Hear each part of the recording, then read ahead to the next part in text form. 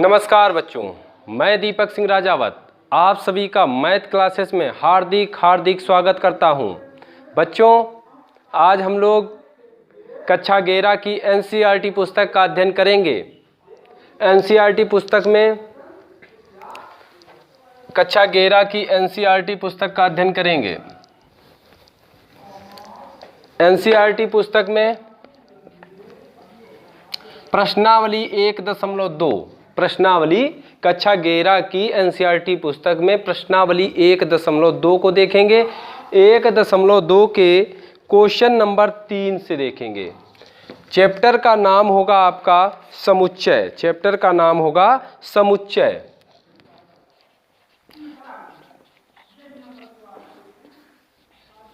समुच्चय। तो बच्चों, आज हम लोग कक्षा 11 में समुच्चय चैप्टर अर्थात सेट को देखेंगे प्रश्नावली 1.2 के माध्यम से। प्रश्नावली 1.2 के प्रश्न संख्या 1 और प्रश्न संख्या 2 को हम पिछले वीडियो में पढ़ चुके हैं। तो जिन छात्रों ने अभी तक प्रश्न संख्या 1 और 2 को नहीं देखा, तो सबसे पहले वो पिछले वीडियो में जाकर प्रश्न संख्या 1 और प्रश्न संख्या 2 को देखें और उसके बाद प्रश्न संख्या 3 से इस वीडियो के माध्यम से आगे की ओर पढ़ें। चलते हैं। तो बच्चों, प्रश्न संख्या 3 को हम देखते हैं। क्या कहता है प्रश्न संख्या 3? लिखा गया है, निम्नलिखित समुच्चयों में से प्रत्येक के लिए बताइए कि कौन परिमित है और कौन अपरिमित। बहुत अच्छा क्वेश्चन निकल के आ रहा है। क्या आ रहा है क्वेश्चन में? पूछा गया सबसे पहले बच्चों, मैथ बहुत ज़्यादा कठिन नहीं होती। मैथ जो होती है बहुत ज़्यादा कठिन नहीं होती। अगर समझ में आ जाए तो सरल है, समझ में ना आए तो कठिन है। कोई भी सब्जेक्ट ना तो कठिन है ना ही सरल है। अगर आप विधिवत तरीके से मन लगाकर ध्यान से पढ़ते हैं तो आपको वो चीज़ समझ में आएगी, और जब समझ में आएगी तो वो आपके लिए सरल हो जाएगी। इसलिए ध्यान लगाकर, मन लगाकर प्रश्न संख्या 3 को देखेंगे। सवाल में क्या कहा गया इस बात को समझेंगे। सवाल में कहा गया, निम्नलिखित समुच्चयों में से प्रत्येक के लिए बताइए कि कौन परिमित है और कौन अपरिमित है। कौन परिमित है, कौन अपरिमित है। हालांकि हम पिछले वीडियो में ही परिमित और अपरिमित के बारे में चर्चा कर चुके हैं। परिमित क्या होता है, अपरिमित क्या होता है, अगर ये हम जान लें तो इन क्वेश्चनों के, इन एग्जाम्पलों के हम आंसर दे सकेंगे। तो क्या होता है परिमित? तो जिन समुच्चयों के अवयवों को गिना जा सकता है उन्हें हम परिमित समुच्चय कहते हैं, और जिन समुच्चयों के अवयवों को गिना नहीं जा सकता है उसे हम अपरिमित समुच्चय कहते हैं। तो अब हम देखते हैं क्या इन क्वेश्चनों में कौन परिमित है और कौन अपरिमित है। तो तीसरे का पहला पॉइंट, x अक्ष के समांतर रेखाओं का समुच्चय। x अक्ष के समांतर रेखाओं का समुच्चय। तो x अक्ष के समांतर रेखाओं का समुच्चय क्या होगा? देखिए, ये परिमित है कि अपरिमित है। x अक्ष के समांतर, देखिए x अक्ष क्या होता है आपको पता होना चाहिए। दो अक्ष, एक ये होता है x अक्ष, ये होता है y अक्ष। ये प्लस का, ये माइनस का, ये प्लस का y, ये माइनस का y। तो x अक्ष के समांतर, किसके समांतर करना है? x अक्ष के समांतर। तो x अक्ष ये है इस टाइप से, समांतर रेखाओं का समुच्चय। तो आप कितनी भी रेखाएं समांतर खींच सकते हैं। एक x अक्ष है जैसे ये, इसके समांतर आप कितनी भी रेखाएं खींच सकते हैं, इनको गिना नहीं जा सकता। आप जितनी चाहें उतनी। तो x अक्ष के समांतर अनंत रेखाएं खींची जा सकती हैं। कितनी रेखाएं खींची जा सकती हैं? अनंत रेखाएं। आप यहाँ पर हिंदी में लिख सकते हैं कि x अक्ष के समांतर, x अक्ष के समांतर अनंत रेखाएं खींची जा सकती है। अनंत रेखाएं खींची जा सकती हैं। अतः अपरिमित समुच्चय, अपरिमित समुच्चय है। अतः अपरिमित समुच्चय है। ये कैसा समुच्चय है? अपरिमित समुच्चय है। तो बच्चों ये बात आपको कंप्लीट हो गई कि ये परिमित है कि अपरिमित। तो ये अपरिमित है क्योंकि अनंत रेखा, इनको इन अवयवों को गिना नहीं जा सकती, रेखाओं को गिना नहीं जा सकता, अतः यह अपरिमित समुच्चय। सेकेंड पॉइंट पे आते हैं। सेकेंड पॉइंट में कहा गया अंग्रेजी वर्णमाला के अक्षरों का समुच्चय। देखिए अंग्रेजी वर्णमाला में जो अक्षर होते हैं वो आपको पता होने चाहिए कितने होते हैं। तो अंग्रेजी वर्णमाला में 26 अक्षर होते हैं। लिखेंगे क्योंकि अब जब अंग्रेजी वर्णमाला में 26 अक्षर होते हैं तो उनको हम गिन सकते हैं, इसलिए यह परिमित समुच्चय है। लिखेंगे यह परिमित समुच्चय है। परिमित समुच्चय है, समुच्चय है। यहाँ पर हल लिख सकते हैं, यहाँ भी आप हल दे सकते हैं। परिमित समुच्चय है। यह परिमित समुच्चय है क्योंकि अंग्रेजी वर्णमाला में,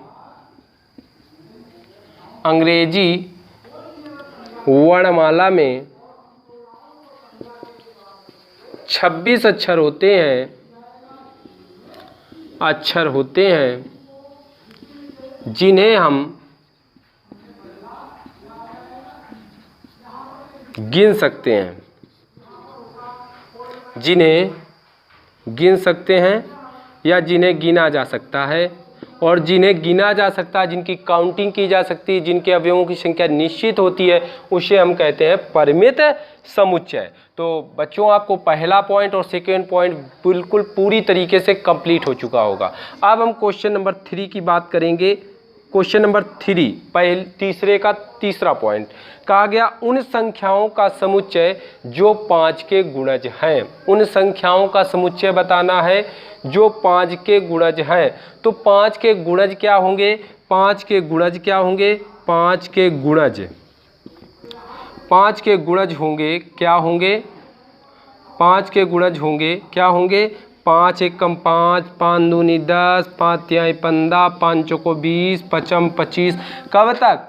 कोई लिमिट नहीं दी गई है, अनंत तक हो सकते हैं। इसलिए जब इनकी संख्या को, इनके अवयवों को गिना नहीं जा सकता है, इनके अवयवों की संख्या निश्चित नहीं है, अनिश्चित है, अतः यह अपरिमित समुच्चय है। क्या है?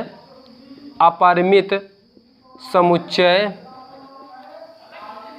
अपरिमित समुच्चय है। चलिए बहुत अच्छा, ये आपका आंसर हो गया अपरिमित समुच्चय। अब चलते हैं अगले पॉइंट 4 पॉइंट पे, पृथ्वी पर रहने वाले जानवरों का समुच्चय सॉल्व करेंगे। पृथ्वी पर रहने वाले जानवरों का समुच्चय।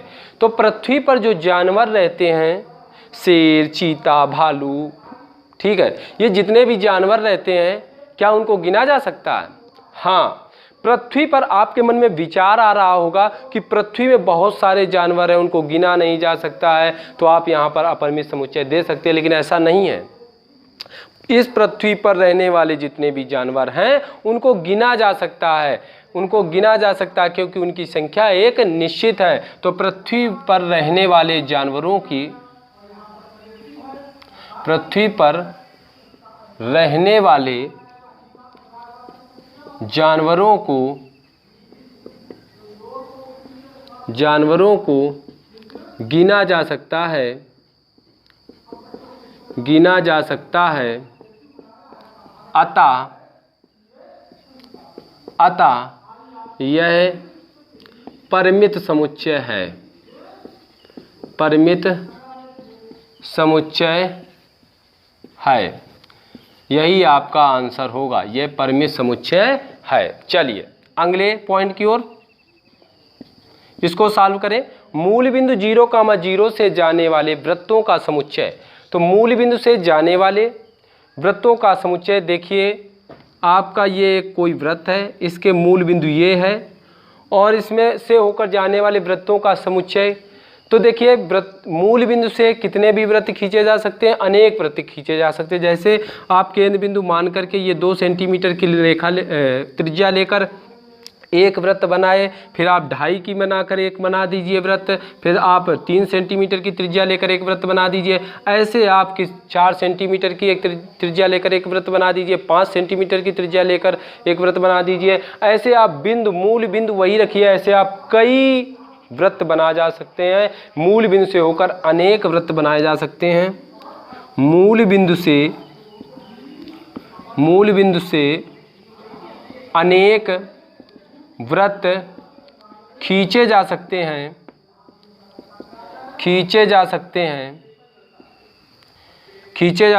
इसलिए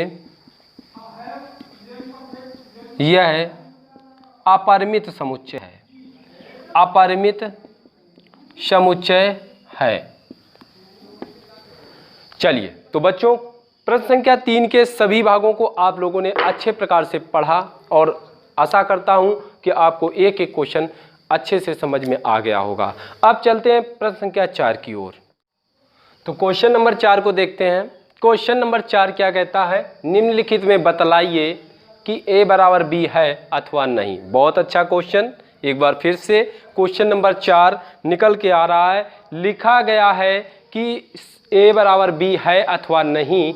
तो हम पहले क्वेश्चन को पहले हल करेंगे, ये a b के बराबर है या नहीं इसको देखेंगे। तो देखते हैं बच्चों, a b c d, यहाँ पर प्रत्येक समुच्चय a का प्रत्येक अवयव समुच्चय b के प्रत्येक अवयव में है या नहीं। देखिए इसमें a b c d है, इसमें भी d c b है, मतलब इसमें अवयव a है, इसमें भी अवयव a है, इसमें भी अवयव b है, इसमें भी अवयव b है, इसमें भी अवयव c है, इसमें भी c है, इसमें भी d है, इसमें d है। अतः समुच्चय a का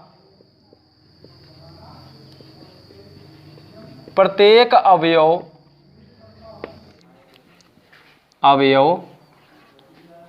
समुच्चय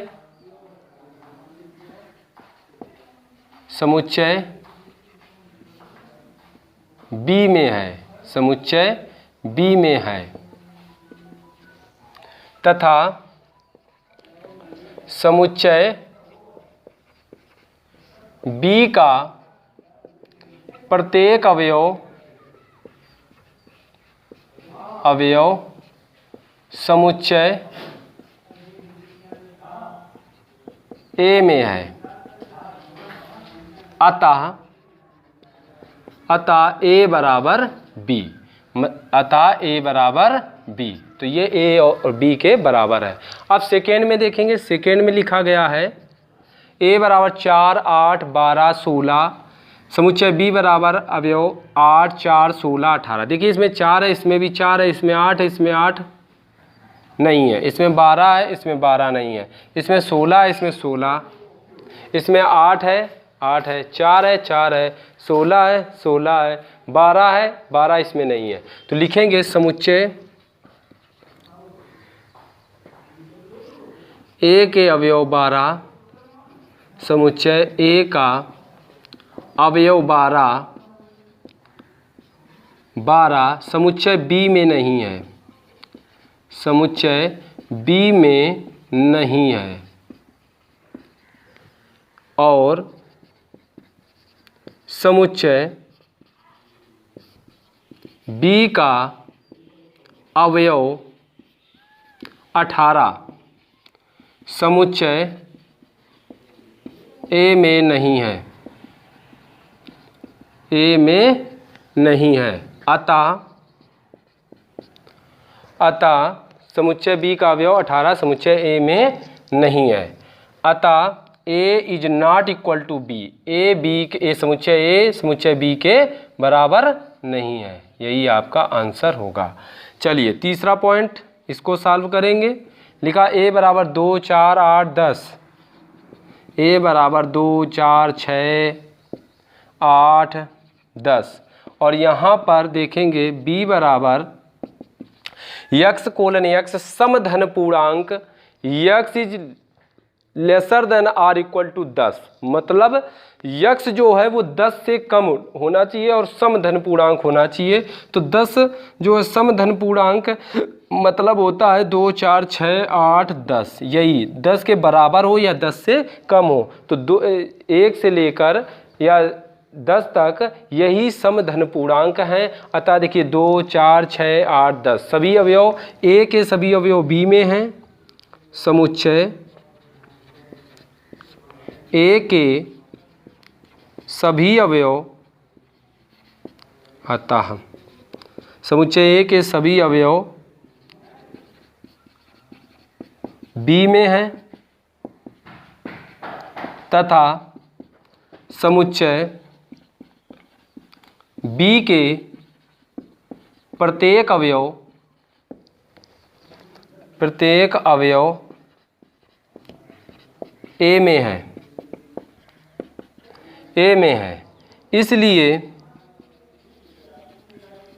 इसलिए ए बराबर बी, समुच्चय ए बराबर समुच्चय बी होगा। चलते हैं अगले पॉइंट की ओर। अगला पॉइंट क्या कहता है? यक्स कोलन यक्स समधन पूर्णांक है। तो ए बराबर 10 का एक गुणज है, यक्स 10 का एक गुणज है, अर्थात 10, 20, 30, 40, 50 डॉट डॉट डॉट इस टाइप से।